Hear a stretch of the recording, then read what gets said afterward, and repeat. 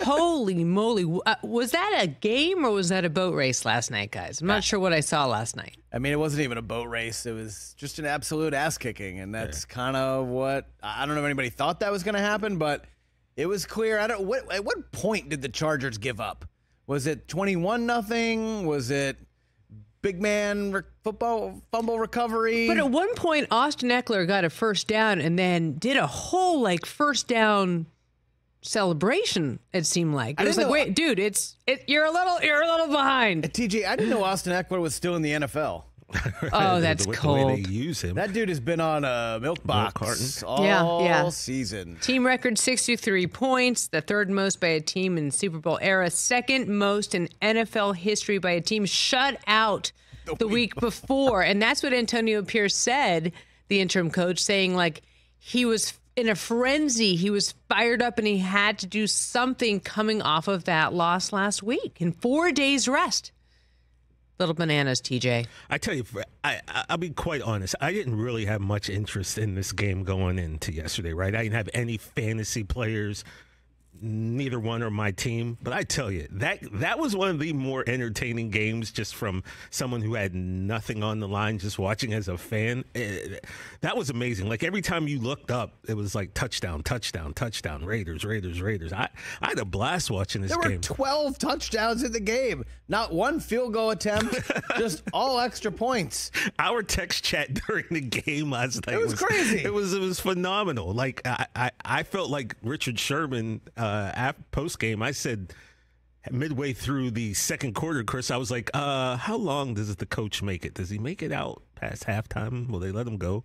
But that's what Sherm said. I mean, Sherm all but said it. Joke about it, right? It was just a joke. You're he's going to get fired at halftime. But you felt like maybe that actually could happen. Like if Mark Davis was the owner of that team, not the Spanoses, could that have actually happened? Right. Or if George Steinbrenner was coaching the Chargers, he totally would have been fired. Right? A Billy Martin style execution. Only the sickos were really watching that game. If you're a diehard gambler or if you happen to have, I had a little bit. But if you had if you had Devontae Adams in fantasy, or maybe you had to start Eckler. I started Josh Palmer, so he didn't even get a target in the first half, and I was like, well, sweating it. All right, I rolled the dice. It came up snake eyes. I crapped out. And you saw an 80-yard touchdown. And you saw, was it Kelly Hartung said at the half to Antonio Pierce, what's happening here, and are you going to hold it? And he said, basically, I'm going to put my foot on the pedal. He's going to stop. You can't make up that sideline report, guys. You can't make up that report.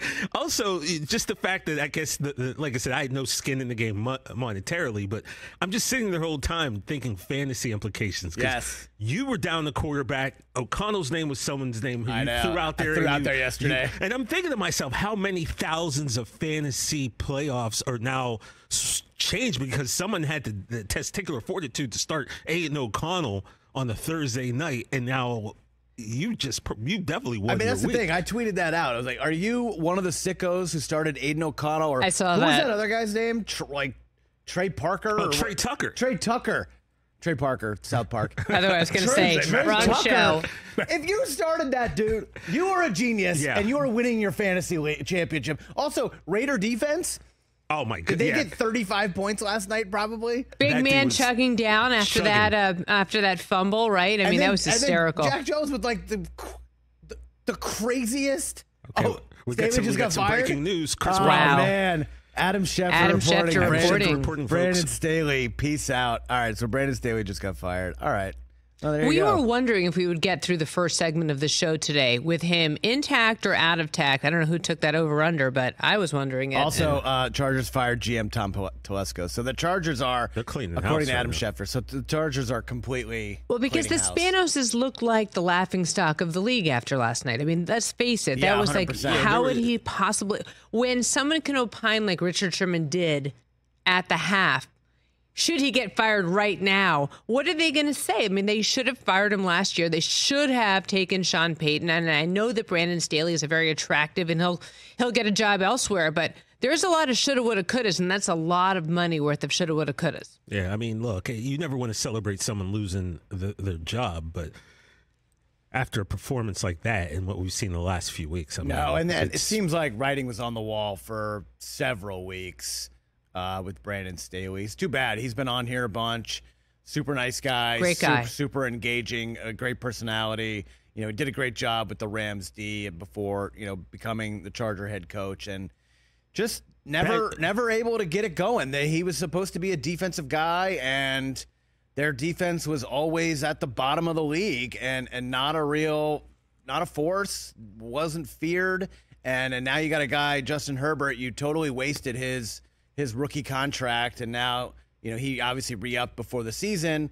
So now the cap implications are there for him, and now you're going to figure out who's gonna right this ship. Yeah. Also, Chris, you talk about bad breaks. I mean, literally and figuratively with this team this year.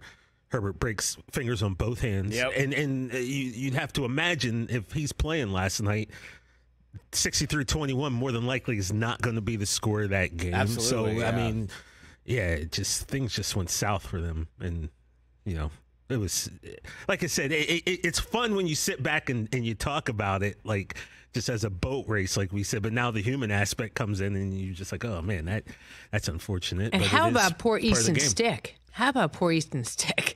What kind of debut is that? Yeah, he looked kind of shell shocked. But he also had 3 touchdowns and 250. Like, if you had to start, I was kind of joking yesterday, man, I should just roll with Easton Stick. He scored 25 points in fantasy. You made a very compelling argument to the point where I thought you really were going. I thought about doing it, but yeah, and it's his job, the rest of the year to try to get some wins together or two, or just put some good tape out there. And it just seems, you watched that last night, it just seems unlikely, and they're definitely on to 2024 now. What do they do in the draft? Who do they go get? Did Schefter say who's taking over as interim? No, this literally just happened seconds ago. Let's see. But you got to wonder now, there's going to be fire up the Bill Belichick trade rumors. Ooh. Fire up Jim Harbaugh. Fire up, who's a hot young coach, Ben Johnson in Detroit. Just fire up all the rumors, Chris, man. Also, here they go. You're overlooking what's staring you right in the face. They've got Kellen Moore there. Now, he's been like... Has he earned it? I bet Kellen Moore steps in, don't you think, TJ? I have no idea. Tony Romo crowned him as a future head coach, I think his second year as a play caller in Dallas, so it would seem obvious that, like, all these people are saying he could be next. If you have him right there, I'm sure he'll probably get a look for the rest of the season. It would make sense, but what do I know? But why wouldn't they done that? I mean, I kind of said it on Overreaction Monday podcast a few weeks ago. Like, they should have done it. If you're going to do it, obviously this was coming. Couldn't have seen 63 to whatever last night. Yeah, but you didn't see Herbert breaking his finger either. You know what I mean? No, but it was like, still going south. Like, we've been talking about Brandon Staley losing his gig for about 6 weeks. So if you're just going to put Kellen Moore in there for a 3-week audition, why didn't you make it a 6, 7, 8-week audition? It was right there. You had an opportunity. It is the slowest ripping off of a Band-Aid that we've seen in recent history. Great analogy. Thank you. You're welcome. I ripped off a bunch of Band-Aids in my past, but that's neither here nor there. But it's exactly what it is. That's literally what happened. Yeah. Like, we've been talking about this since, when did it kind of look like it was going south for the Chargers? Super early, October. And we were just like, man, should they just get rid of Staley now and give Kellen Moore a shot to see if he's really the guy?